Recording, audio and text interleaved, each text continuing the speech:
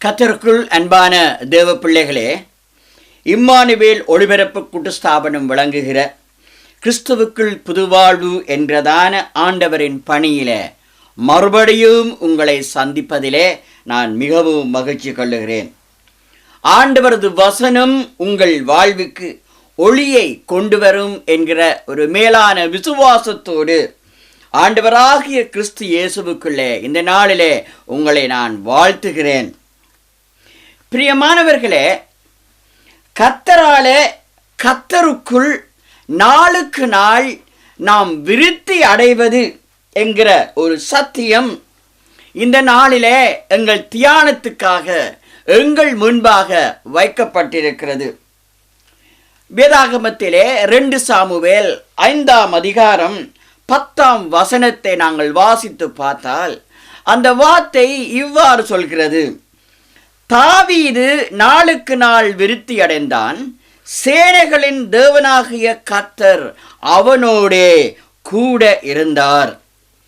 தாவீது நாளுக்கு நாள் விருத்தி அடைந்தான், சேனைகளின் தேவனாகிய கர்த்தர் அவனோடே கூட இருந்தார்.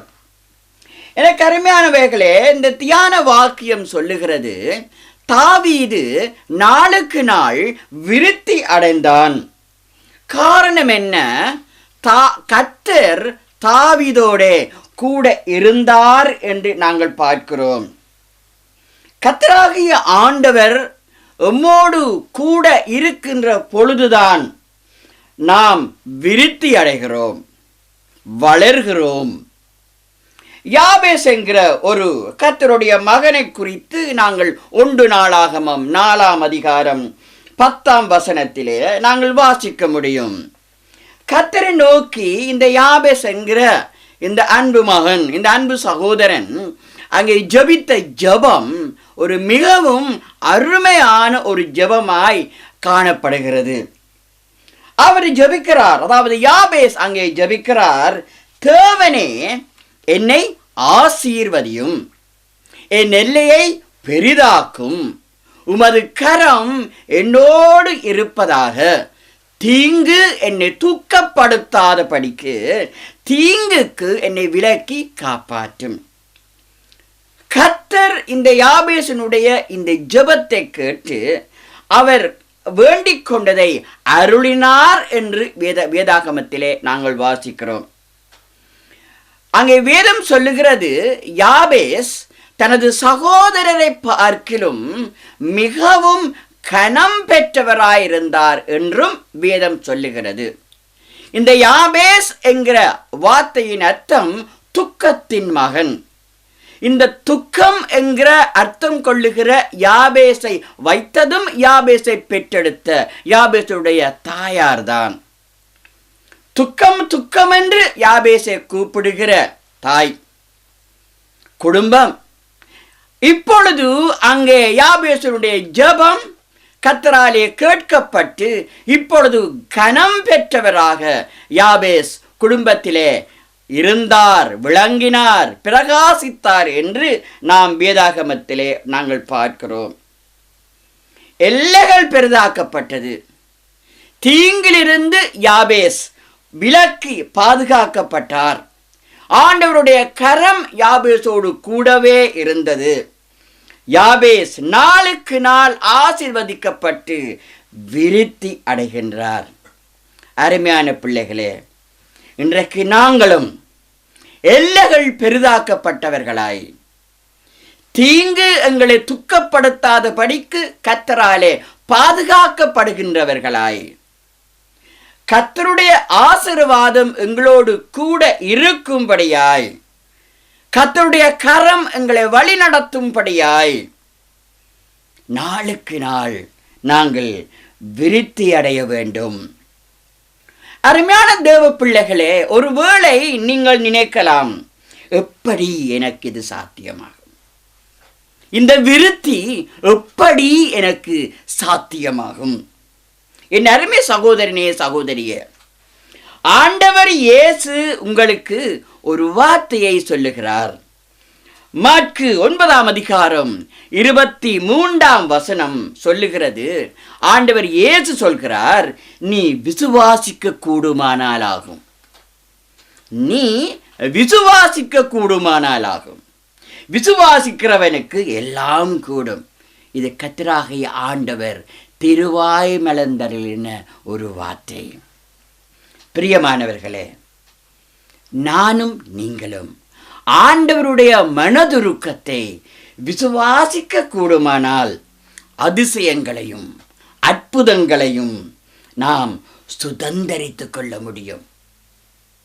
நீங்கள் நாளுக்கு நாள் விசுவாசித்தால் நாளுக்கு நாள் நீங்கள் விருத்தி அடைய முடியும்.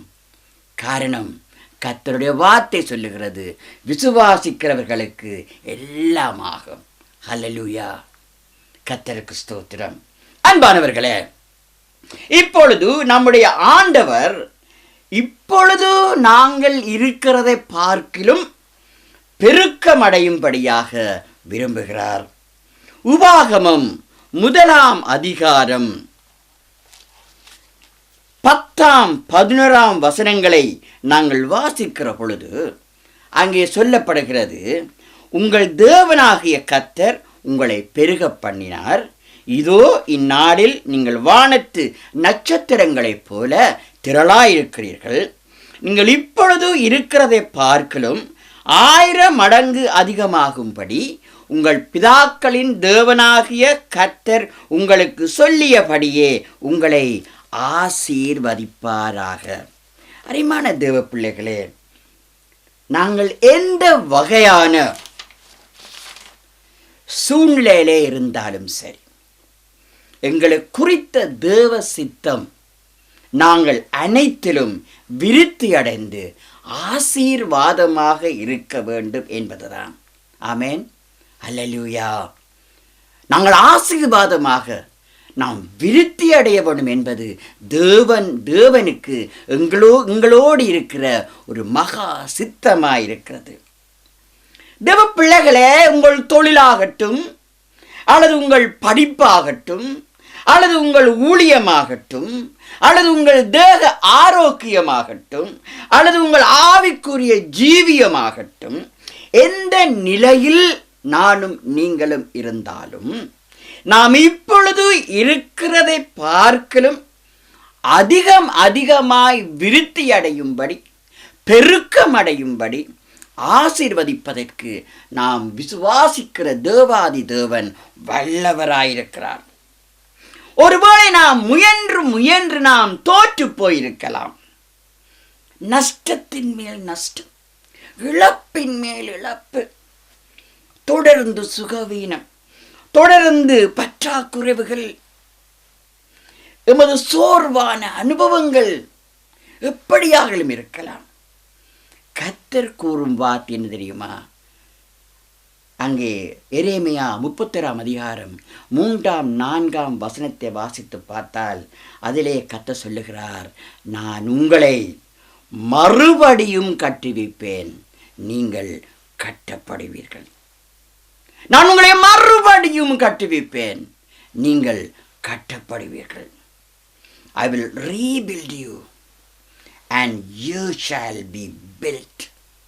தேவ பிள்ளைகளே, நிச்சயமாக உங்கள் சூழ்நிலை மாறும், நீங்கள் ஆசீர்வாதம் பெறுவீர்கள். விசுவாசிக்கிறவர்களுக்கு எல்லாம் ஆகும். நீ விசுவாசிக்க கூடுமானால் ஆகும். அருமையானவர்களே, இந்த நாளிலே எவ்விதம் நாம் நாளுக்கு நாள் விருத்தி அடைய முடியும் என்பதை அறிந்து கொள்ள, விருத்தி அடைந்த தாவீதின் வாழ்க்கையிலிருந்து ஒரு 2 காரியங்களை மட்டும் நேரத்தை மட்டுப்படுத்தி தியானித்து ஜெபிக்கப் போகிறோம். இன்றைய தியான வார்த்தையை நாங்கள் மறுபடியும் ஒரு தடவை பார்ப்போம். 2 சாமுவேல் 5:10 அது சொல்லுகிறது, தாவீது நாளுக்கு நாள் விருத்தி அடைந்தான். சேனைகளின் தேவனாகிய கர்த்தர் அவனோடே கூட இருந்தார். கர்த்தர் கூட இருப்பதனாலே தாவீது நாளுக்கு நாள் விருத்தி அடைந்தார் என்று பரிசுத்த வேதாகமம் சொல்லுகிறது. அன்பானவர்களே, தாவீதுடைய ஆரம்ப கால வாழ்க்கையை நாங்கள் ஒரு கணம் கண்ணோக்கி பார்ப்போம். உங்கள் வேதாகமத்தில் அதை நீங்கள் பார்க்க முடியும். 1 சாமுவேல் 16ஆம் அதிகாரம் 6 to 13 வரையும் உள்ள அந்த பகுதி தாவீதுடைய ஆரம்ப கால வாழ்க்கையை எங்களுக்கு அங்கே தெளிவாக எடுத்து கூறுகிறது. தாவீதுடைய தொழில் என்ன? தாவீதுடைய ப்ரொஃபஷன் என்ன? Is a shepherd. அவர் ஆடு மேய்க்கிறவர். ஆடுகள் மேய்ப்பது என்பது ஒரு லேசான காரியம் அல்ல. It's a very hard job. very hard job. பயங்கரமான குளிர், துஷ்ட மிருகங்களின் நடமாட்டம், கடுமையான காற்று, உணவுக்கு அங்கே பஞ்சம், தண்ணீர் பஞ்சம், தண்ணீருக்கு அங்கே பற்றாக்குறைவுகள், கஷ்டங்கள், குகைகளிலே குளிருக்கு பயந்து அடைக்கலம் தேட வேண்டிய ஒரு சூழ்நிலை. இப்படிப்பட்ட ஒரு சூழ்நிலையிலேதான் மேய்ப்பர்கள் ஆடுகளை மேய்த்து வருவார்கள். எருசலேமிலே தேவதூதர்கள் மேய்ப்பர்களுக்கு ஆண்டவரின் பிறப்பை அங்கே அறிவித்த அந்த இடத்தை இப்பொழுதும் நாங்கள் காண முடியும். ஷெப்பர்ட்ஸ் ஃபீல்ட் என்ற பெயரிலே அந்த இடத்தை எங்களுடைய பார்வைக்காக, அனுபவத்துக்காக அங்கே அது வைக்கப்பட்டிருக்கிறது.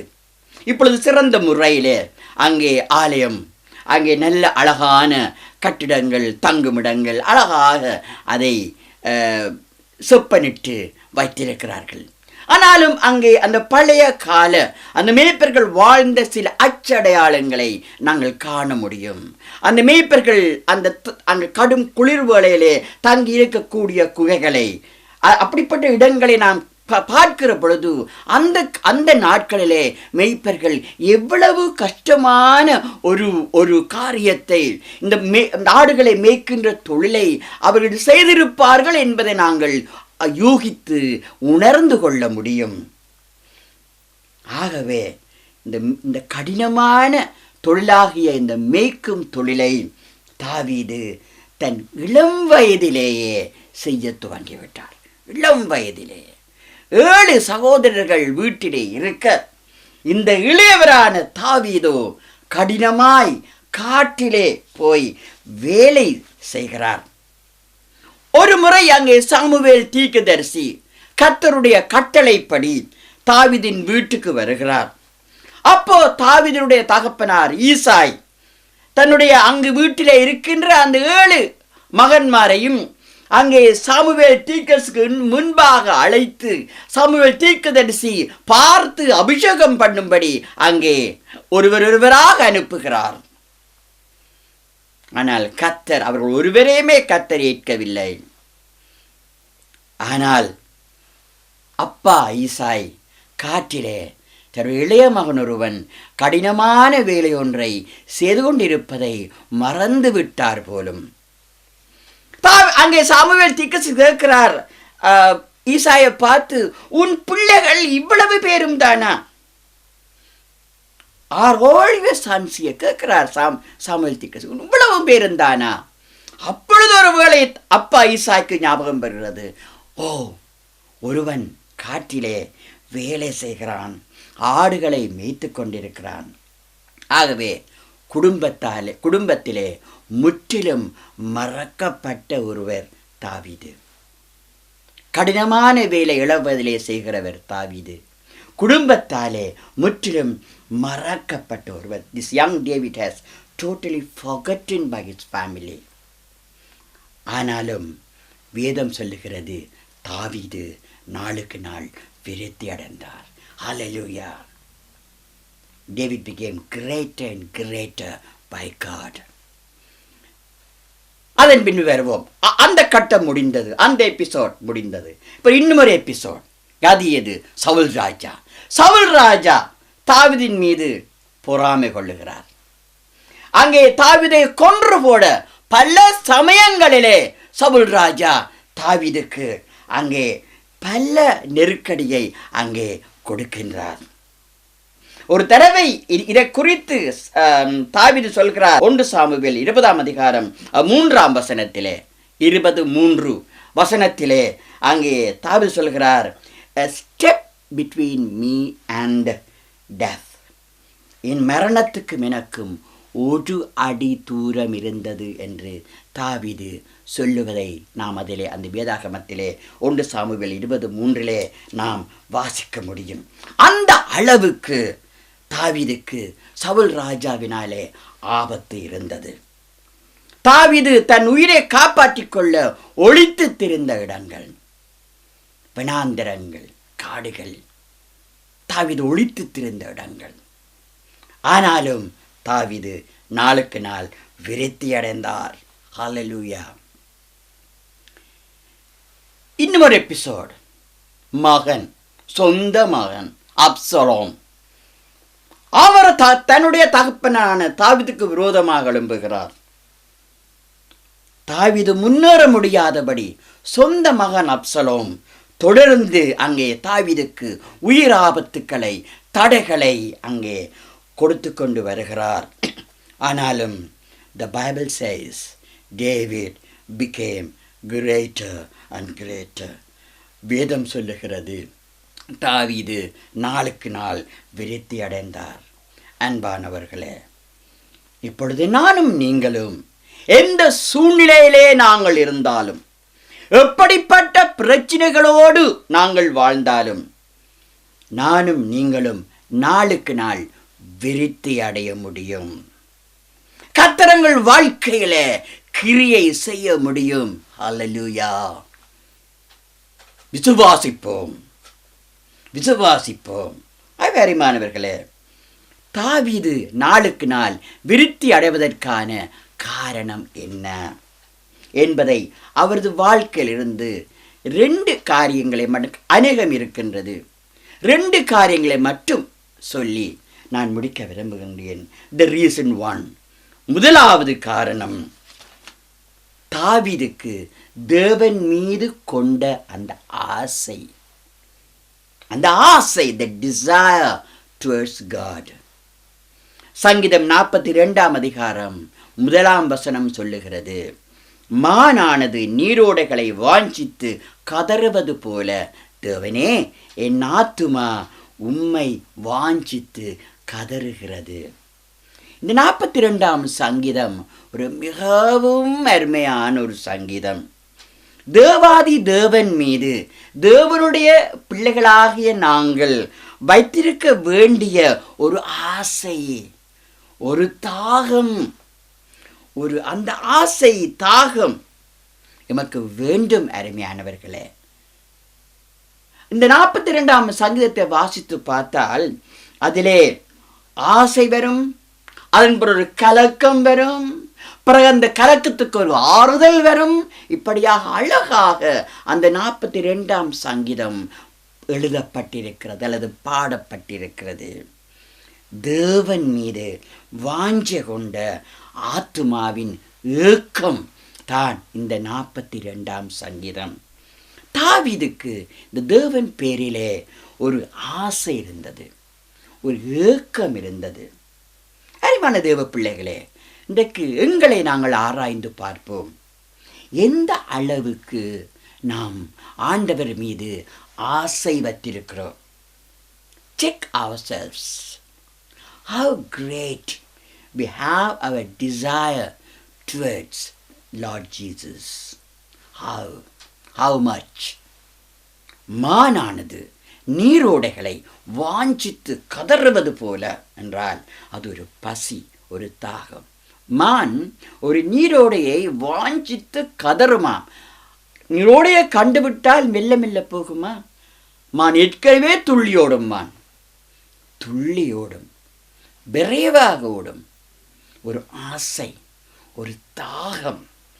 அப்படியானால் இந்த மானானது நீரோடைகளை வாஞ்சித்து கதறுவது என்பதன் அர்த்தம் அது ஒரு பசியின் வேகம், ஒரு தாகத்தின் வேகம், ஒரு ஆசையின் வேகம். தேவ பிள்ளைகளே, இன்றைக்கு ஒரு கிறிஸ்தவ வாழ்க்கை, ஒரு கிறிஸ்தவன் அல்லது ஒரு கிறிஸ்தவள், ஒரு கிறிஸ்தவ வாழ்க்கையில அவனுடைய அல்லது அவளுடைய வெற்றிக்கு அடிப்படை தேவை தேவன் மீது அந்த மகனுக்கு அல்லது அந்த மகளுக்கு இருக்க வேண்டிய அந்த பசியும் தாகமும் மட்டும்தான். அருமையான தேவ பிள்ளைகளே, மோசேக்கு கர்த்தர் மீது, கர்த்தருடைய துணை மீது, கர்த்தருடைய சமூகம் மீது ஒரு ஆசை இருந்தது, ஒரு தாகம் இருந்தது, ஒரு வாஞ்சை இருந்தது. யாத்திராகமம் 33 அதிகாரம் 13, 16 வசனங்களிலே அதை நாம் வாசிக்க முடியும். மோசேக்கு இருந்தது ஒரு தாகம். அதே போல தாவீதுக்கு இருந்தது. மானானது நீரோடைகளை வாஞ்சித்து கதறுவது போல அவ்வளவான ஒரு தாகம் இருந்தது. அதே போல புதிய ஏற்பாட்டிலே அப்போஸ்தலனாகிய பவுலிடம் அந்த ஆண்டவரோடு, அந்த தேவனோடு இருக்கக்கூடிய அந்த தாகம், அந்த பசி இருந்தது. பிலிப்பியர் 3 அதிகாரம் 10-14 வரையும் உள்ள வார்த்தைகளை வாசித்து பார்த்தால் அப்போஸ்தலனாகிய பவுலுக்கு இருந்த அந்த தாகம், அந்த பசி, அந்த ஆசையை நாங்கள் புரிந்து கொள்ள முடியும். அரிமான தேவ பிள்ளைகளே, கிறிஸ்துவை எமது சொந்த இரட்சகராக ஏற்றுக்கொண்ட எங்களுடைய வாழ்க்கை முழுவதிலும் ஆண்டவர் மீது ஒரு ஆசை, ஒரு பசி, ஒரு தாகம் காணப்பட வேண்டும். சங்கீதம் 63 அதிகாரம் 1 வார்த்தையை நாங்கள் வாசித்து பார்த்தால் சங்கீதம் 63 வசனம் 1 சொல்லுகிறது, தேவனே நீர் என்னுடைய தேவன், அதிகாலமே உம்மை தேடுகிறேன், வறண்டதும் விடாய்த்ததுமான தண்ணீரற்றதுமான நிலத்திலே என் ஆத்துமா உம்மேல் தாகமாயிருக்கிறது. அங்கே பாருங்கள், தாவீது இந்த சங்கீதத்தை பாருங்கள், 63 சங்கீதத்தின் அந்த ஆரம்ப அந்த டைட்டில் எழுதப்பட்ட சின்ன நோட்டை பார்த்தால் அதில் சொல்லப்படுகிறது, தாவீது யூதாவின் வனாந்தரத்தில் இருக்கையிலே பாடிய சங்கீதம். தாவீது யூதாவின் வனாந்தரத்திலே இருந்து இந்த சங்கீதத்தை பாடுகிறார். இஸ்ரவேல் தேசங்களுக்கு போனவர்களுக்கு இந்த யூதாவின் வனாந்தரத்தை பார்த்த ஒரு அனுபவம் இருக்கும். அது பெரிய சலாக்கியமான அனுபவம். அதிலே அந்த யூதாவின் வனாந்தரத்தை பார்க்கிற பொழுது உண்மையிலேயே எங்கள் நாவுகள் வறட்சி தோண்டும், தண்ணீர் எங்களுக்கு தானாகவே விடாய்க்கும். அப்படிப்பட்ட யூதாவின் வனாந்தரத்தில் இருந்து தாவீது பாடுகிறார், வறண்டதும் விடாய்த்ததும் தண்ணீரற்றதுமான நிலத்திலே என் ஆத்துமாவும் மேலே தாகமாய் இருக்கிறது, என் மாம்சமானதுமே வாஞ்சிக்கிறது. ஆண்டவரே, என் மாம்சம், என் நாவு, என் வாய் ஆண்டவரே தண்ணீரை வாஞ்சிக்கவில்லை ஐயா, என் நாவு, என் மாம்சம் ஆண்டவரே உம்மை வாஞ்சிக்கிறது என்று தாவீது அங்கே பாடுவதை யூதாவின் வனாந்தரத்தில் இருந்து கொண்டு பாடுகிறார். அருமையான இந்த 63 சங்கீதம். சூழ்நிலைகள் வித்தியாசம், வேதனைகள் சோதனைகள் அதிகம், வியாதி கடுமை, ஆனாலும் என் தெய்வமே, என் மாம்சம், என் ஆத்துமா உண்மையே ஆசைப்பட்டு தேடுகிறது. இப்படி நான் நீங்களும் சொல்ல முடியுமா? சொல்லத்தான் வேண்டும். குடும்ப பாசம் தெரியாமல் தன்னந்தனிமையில காட்டிலே ஆடு மேய்த்து கொண்டிருந்த நிலைமையிலும் தேவன் மீது ஆசை வைத்த தாவீது யூதாவின் வனாந்தரத்திலே மரண பயத்தோடு ராஜா சவுலுக்கும் மகன் அப்சலோமுக்கும் பயந்து மறைந்த சூழ்நிலையிலும் கர்த்தர் மீது ஆசை வைத்த தாவீது. அது மட்டுமில்லாமல் இதே தாவீது அரசனாக சக்கரவர்த்தியாக பிரகாசித்த சமயத்தில் கூட ஆண்டவரை தேடுவதை, ஆண்டவர் மீது பாசம் வைத்திருப்பதை இந்த தாவீது விடவில்லை.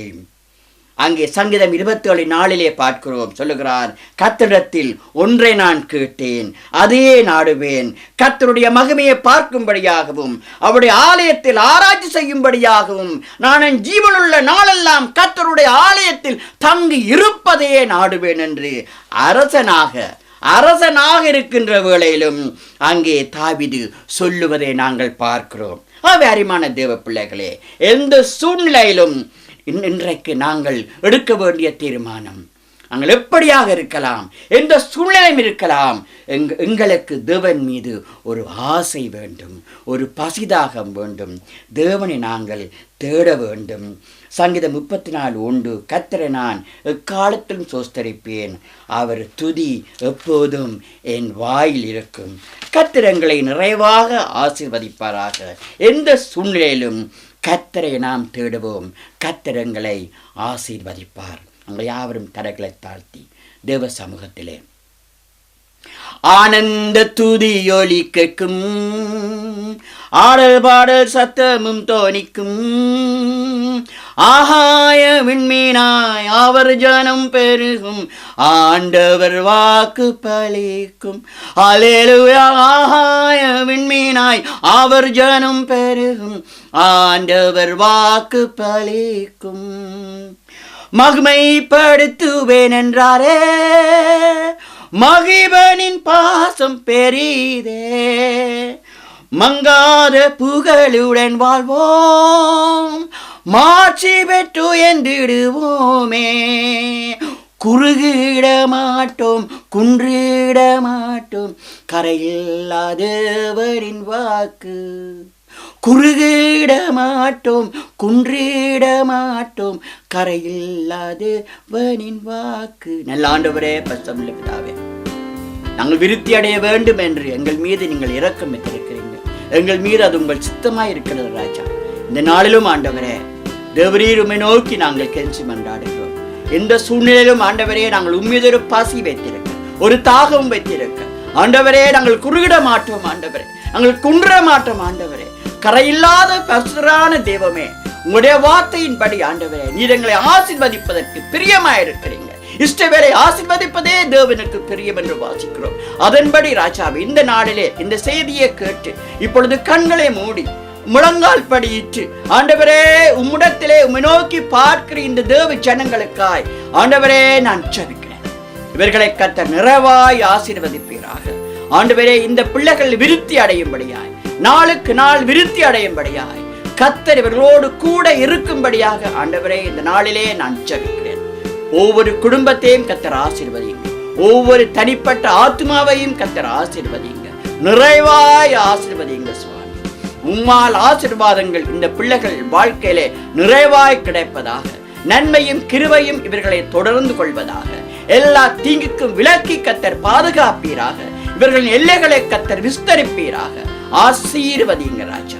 இயேசு கிறிஸ்துவின் மாறாத நாமத்திலே ஜெபிக்கிறோம் எங்கள் ஜீவனுள்ள நல்ல பிதாவே. ஆமேன், ஆமேன். கர்த்தராய் ஆண்டவர் உங்களை நிறைவாய் ஆசீர்வதிப்பாராக. ஆமேன்.